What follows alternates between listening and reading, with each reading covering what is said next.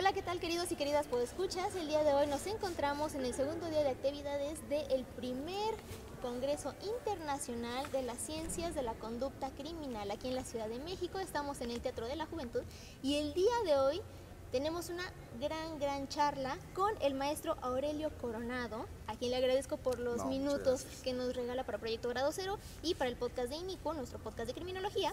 Y bueno, brevemente les comento. El maestro Aurelio Coronado es presidente del Colegio Oficial de Psicólogos de Aguascalientes y también es director general en el Instituto de Ciencia Aplicada. Algo que me llama mucho la atención del perfil de trabajo y también pues docente del maestro es que él está especializado en los temas de seguridad pública y en el tema del nuevo sistema de justicia que se está aplicando aquí en México. Entonces, maestro, pues nuevamente muchísimas gracias. No, Van a ser unos minutos por estar acá, que no, estamos robando. lo que necesiten. Pero bueno, ¿qué le parece si empezamos precisamente por esta temática tan compleja de la seguridad pública y su vinculación con las ciencias criminales? Es complicado porque cuando hablamos de seguridad pública se hablaba anteriormente de cuestiones relacionadas obviamente con la lógica reactiva, ¿no? De la seguridad pública, más policías, mayor seguridad y entonces todo este asunto de una política criminal basada en leyes más duras, etcétera, etcétera. Pero a partir de los años 70, y a México apenas nos está llegando, digamos, como esta oleada, estamos hablando de cuestiones más relacionadas. Primero se empezó a hablar de cultura de la legalidad.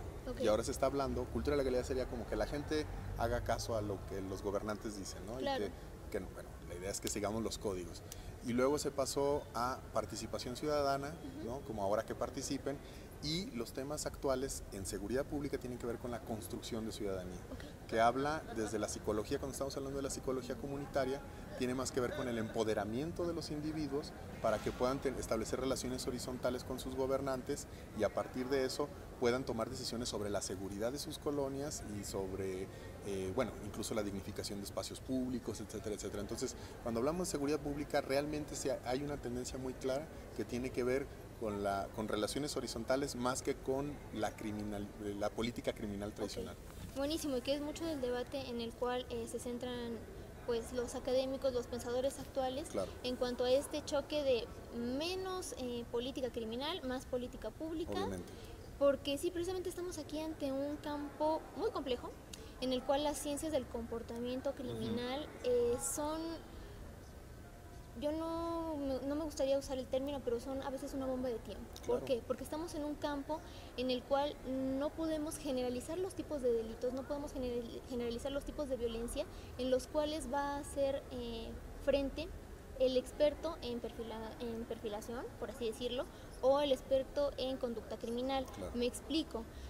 Pensando en esas cuestiones de seguridad que son fundamentales en la construcción de ciudadanía para que las personas se reapropien de su espacio público y como bien dice, por un lado tenemos pues esta crítica al espacio lleno de cámaras, de excesiva vigilancia, con muchísima policía, etcétera, sino como crear estos vínculos que posicionen al sujeto para que sea un sujeto que vinculado a su comunidad potencie estos lazos pues comunitarios de paz, que también ayude a que se pueda minimizar esta presencia policíaca, esta securitización que mucho se menciona.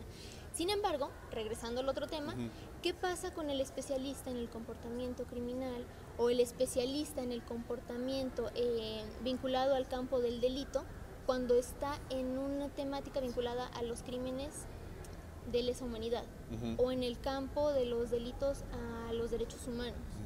Porque aquí ya hemos visto en este evento que se da mucha prioridad a las conductas criminales, pero poco se habla de las víctimas, poco se habla también de qué hacer en la perfilación de casos de tortura, de violencia sexual en contra de las mujeres como acto de guerra, por así decirlo. Entonces, al respecto, usted, en este campo, ¿qué podría decirnos del papel de este experto?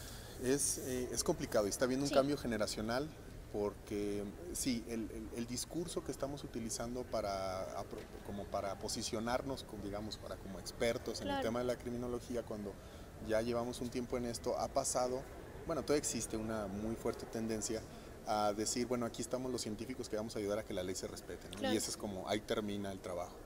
Pero ahora hay una nueva generación que intentamos, digamos, en este sentido, no solamente es como estamos coadyuvando, las palabras que luego no tienen mucho sentido relacionados con la ley, sino lo que estamos intentando o lo que se intenta a partir de una tendencia internacional es la de la garantía de los derechos de los que participan en el proceso. Y como bien tú comentas, parte de esta búsqueda de las garantías tiene que ver con que el evaluador respete, lo decía un poco ayer en la conferencia, que son sujetos de derecho los individuos y no objetos del derecho.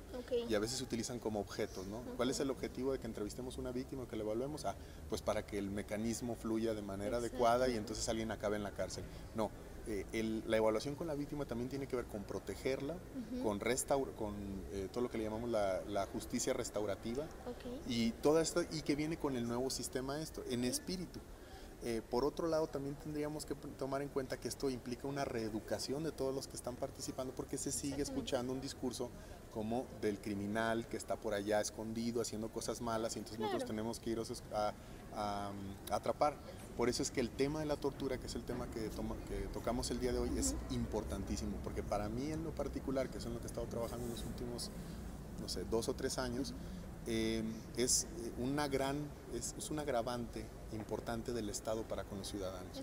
De pronto tendremos que pasar de una lógica de lo que buscamos es atrapar a los malos a evitar que los inocentes y los ciudadanos estén entrando al sistema penal, porque es nuestro problema. O sea, nuestro problema no es que agarremos a los malos, nuestro problema es que tenemos un montón de gente que no se le respetan sus derechos, tanto de víctimas como de victimarios, y que para hacerles un adecuado proceso necesitamos entrar en una lógica totalmente distinta a la que tradicionalmente tenemos. Ok, ahora en este sentido, que sí es fundamental, porque estamos ante cambios muy importantes, precisamente retomando lo que menciona acerca de la inclusión de la justicia restaurativa, que parece que todavía falta mucho en cuanto a formación profesional para que se entienda que es distinta de la mediación penal. Es decir, diferente, muy diferente. No se trata de que por un lado lleguemos a mediar entre las partes para evitar una sobrepoblación carcelaria, que también es otra de las grandes necesidades, sino que se trata de aspectos más de vinculación, de reparación personal, en un sentido de perdón y de responsabilidad de la acción cometida. Ahora, la complejidad entra aquí o se coloca aquí a partir de que pues delitos hay muchos. Claro. Y la problemática de la dinámica delictiva de nuestro país o de las dinámicas delictivas de nuestro país pues es muy fuerte. En el caso específico de Aguascalientes, ¿cómo se ha dado este proceso a nivel institucional? Porque también es una gran herramienta. Podemos hablar de esta formación profesional, de esta vinculación con los expertos, pero también se trata de un aparato que permita que esto se lleve a cabo. Claro. ¿Cómo ha sido ese proceso? Aquí ha sido un poco rijoso el asunto. ¿Por qué? Porque desde el Colegio de Psicólogos que estamos participando, entró un grupo de psicólogos a certificarse como parte del Poder Judicial como mediadores. Y esto creo que está pasando en todo el país. El Poder Judicial es el que se apropia de la lógica de la mediación, lo cual impregna la manera en cómo se hace, porque viene obviamente la idea de, bueno, lo decía yo ayer, le llaman hasta justicia alternativa, ¿no? Sí. Como si fuera lo alterno, platicar dos personas o mediarse para ponerse de acuerdo. En realidad no es la justicia alternativa, es el sistema como debe de ser. Lo alternativo sería que fuéramos con un juez y que participara que se volviera público el asunto, etcétera, etcétera. Entonces en Aguascalientes estamos en ese asunto, pero lo que estamos ahorita tratando de empezar a meter son otro tipo de mediación, la mediación escolar. Y sobre todo en el tema del bullying, que no quisiera como ahondar mucho en eso, pero luego a veces hay muchas cuestiones ideológicas alrededor del bullying, como por ejemplo la familia es el núcleo de donde sale dices, bueno, ¿dónde está el asunto de la misma escuela donde está dando la violencia? Entonces estamos tratando de que se vea, por ejemplo, el conflicto en la escuela como una oportunidad para que las partes ensayen formas de resolver el conflicto de manera pacífica. Y por otro lado, la mediación comunitaria, que es una lógica distinta a la mediación, digamos, entre particulares, en donde psicólogos comunitarios, este es un tema que estoy enfatizando mucho, porque la psicología comunitaria tiene una agenda incluso política distinta. Bueno, yo digo que la psicología clínica tiene una agenda política, pero no lo admite, pero la psicología comunitaria de menos lo dice abiertamente y trata de hacer este tipo de participación en este asunto que te decía, construcción ciudadana. Entonces, si se fijan, yo creo que lo identificas muy bien, temas relacionados.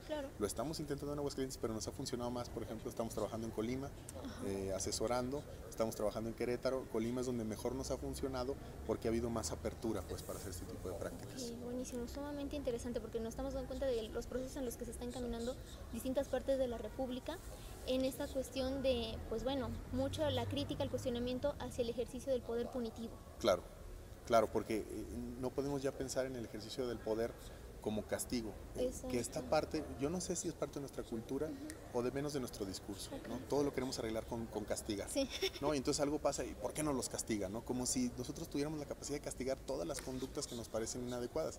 Si tuviéramos esa capacidad, a lo mejor sí podríamos como extinguir esa conducta, pero como no tenemos esa capacidad y aparte es irracional y va en contra pues de los derechos humanos, pues entonces tenemos que empezar a pasar por un mayor control de los sistemas punitivos. La idea del nuevo sistema es que tengamos mayor control, como digo otra vez, que sea más horizontal, que sea público, y aquí quiero puntualizar eso. Parte del trabajo del psicólogo forense, de cualquier persona que trabaje en la investigación criminal, es que el conocimiento que él emite y con el que trabajo sea público. Es decir, también es un asunto de comunicación pública, que sea transparente, porque de ahí es donde nacen los ejercicios democráticos. Claro. Que todos sepan qué está haciendo el perito, que todos sepan qué está haciendo el criminalista, porque si no se vuelve parte del aparato del Estado que utiliza esta retórica científica para decirte, no, es que si está dentro de la cárcel es porque hubo expertos que lo dijeron. Claro, o si no también que se ensombrecen estos discursos exclusivamente de los abogados, estos cursos exclusivamente de los peritos, en los que si uno no está en un proceso judicial, le es totalmente ajeno. Y me parece una tarea bastante noble. Es deliberativo. Claro. El asunto es que lo discutamos. Por eso cuando estamos en estos eventos, algo que es difícil de lograr es bajarle un poco este asunto de yo soy el experto y les vengo a hablar, sino que hay un poco más de discusión. Aprender a hablar de las cosas más que de los contenidos debe ser parte de la agenda de la seguridad pública y sobre todo, pienso yo, de las ciencias forenses. Ok, bueno, pues maestro Aurelio, muchísimas gracias por sus palabras. Y ya para terminar esta muy breve charla, algunas palabras que quiera dedicarle respecto de estos temas que usted trabaja a nuestros podescuchas, a los alumnos de la Facultad de Derecho de la Universidad Nacional Autónoma de México, a los estudiantes de Derecho. Claro que sí, un saludo y sobre todo nos ha tocado participar mucho en las casas de la cultura jurídica a partir de la Suprema Corte de Justicia, en donde me he dado cuenta o nos hemos dado cuenta juntos que las relaciones entre el derecho y otras ciencias, en particular la que yo trabajo, que es la psicología, son más cercanas de lo que parece. Claro. Porque tenemos que empezar a generar un lenguaje común, ¿no? Un lenguaje común implica que podamos nosotros discutir. Entonces, algo que me da mucho gusto dirigirme a personas que trabajan en el derecho, ya que están en una parte que es esencial, pero que yo pensaría que a lo mejor algo que nos podría juntar es teoría argumentativa, empezar a generar argumentos, empezar a generar un pensamiento crítico alrededor de esto, pero no solamente como este crítico plástico, nada más de retorno, ¿no? Sino decir, ¿dónde están los argumentos? Y vamos hablándolo. Y bueno, ¿para dónde va todo este asunto? Bueno, pues va para que tengamos relaciones menos verticales con el Estado, que ese es, yo pienso, y por eso lo puntualizo mucho, ese es nuestro gran problema. Y pues el derecho, ahí está el futuro, ¿no? Exacto, y precisamente se trata de esto, de esta tarea, de este ejercicio crítico, pero como bien nos menciona el maestro, pues no superficial, no superfluo, sino que tenga estas propuestas y que sobre todo tenga bases, tenga argumentos. Claro. Pues bueno, maestro, yo le agradezco nuevamente en nombre del Proyecto Grado Cero y bueno, recuerden que seguimos aquí en el segundo día de actividades del primer Congreso Internacional de las Ciencias del Comportamiento Criminal. Mi nombre es Edna Bravo y estuvimos con el maestro Aurelio Coronado. Muchas gracias. Muchas gracias y hasta la próxima.